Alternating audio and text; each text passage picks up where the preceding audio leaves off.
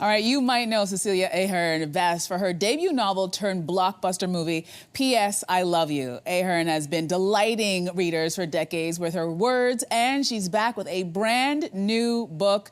Paper Heart follows the story of Pip, a young woman more comfortable writing her emotions down on paper than saying them out loud, folding them up into beautiful origami shapes and then stuffing them away. And her whole life has been spent putting others first and keeping herself folded up as tightly as her paper art. Cecelia Ahern joins us this morning. Good to have you here. Thank you. It's an honor to have you here. How are you feeling? I know the book came out in September. I'm excited. Okay. I haven't been to Canada for 20 years since P.S. I Love You, so I'm happy to be back. Well, welcome back and Thank congratulations. Let's talk about your main character. This is Pip. She got pregnant at 16. She's a single mom and she's been living her life for everybody else. Yeah. So set this up for her. What's her story? Yeah, so we meet her now when she's 32 and her baby is now 16. And her parents were incredibly controlling, very narcissistic mother, and actually took over the parenting of her child. And so when we meet her now, her life has, all the hopes and dreams that she had have been put away, and she stopped living for herself. So the only way, as you said, she can express herself is to write her feelings down in the origami, fold it up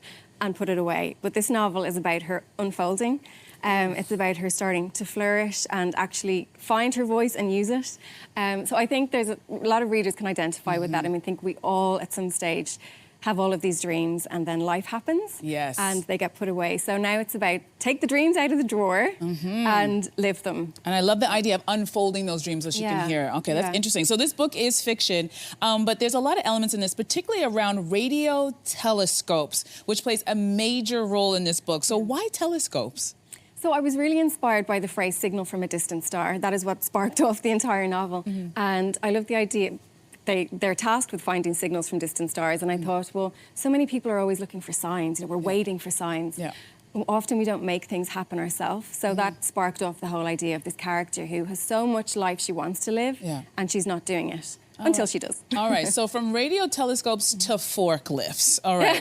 So that's a link. I know, and the reason that we're talking about forklifts is because you actually did this. You hopped in one and drove it around a warehouse with your books, and before people start clutching their pearls over health and safety, you actually legit got your forklift license to do this very thing. So I need the whole backstory on this one.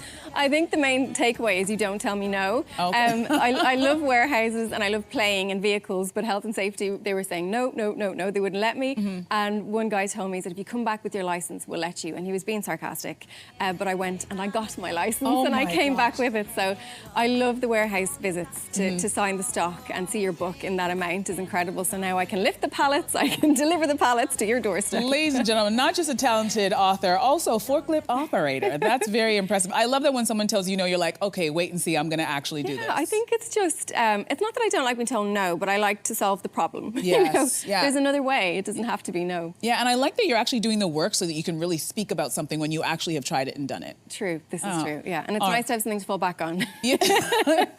Good point. Maybe I should get my license. Anyway, so back in a couple of months in January, it will be 21 years since you published your first novel, P.S. I Love You. That was such a huge hit right out the gate. So it was adapted into a film starring Hilary Swank. So what was it like reflecting on having such a huge hit right out of the gate? Yeah. When you look back on that time, what do you think? It was really overwhelming. I mean, it was a phenomenon, and it was an incredible gift for me as a 21-year-old. It completely changed my life. You know, completely. I had just left college, I had no job, I was living at home with my mom, and suddenly I had a career.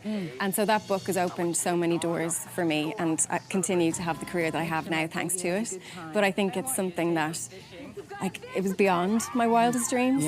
And it rarely happens, so I'm just so glad, you know, I'm just so grateful that it happened. And before we did this interview, before we started, you actually told me that you like to write a book a year?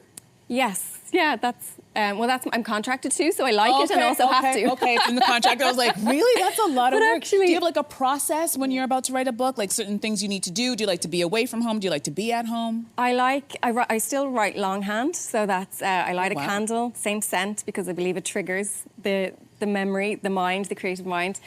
So I write longhand, pen on paper, and I usually begin in January, it's due in June, I edit for the summer, and then we go. But I have so many ideas, so I do work quickly. I write really quickly. It's like an adrenaline buzz. Listen, I'm so impressed. All right, so you also had a collection of short stories called Roar, adapted, starring Nicole Kidman, Issa Rae, and a little superstar by the name of Cynthia Erivo. I think she has some movie coming out. I love her. Talk to me about how this whole story unfolded. Yeah, so it's a collection of very surreal, quirky short stories. And I got together with Blossom Films, which is Nicole Kidman's production company, and Bruno Papandreou's and they've done Big Little Lies together. Yeah. So we made it happen. So it's now on Apple TV Plus, if I'm allowed to say that. Listen, and yeah, it's 8 episodes with 8 different actresses in each. Fantastic. Yeah. Congratulations on the new book, on the short stories, on everything. Thank you, and welcome back to Canada. Don't stay away for so long next time.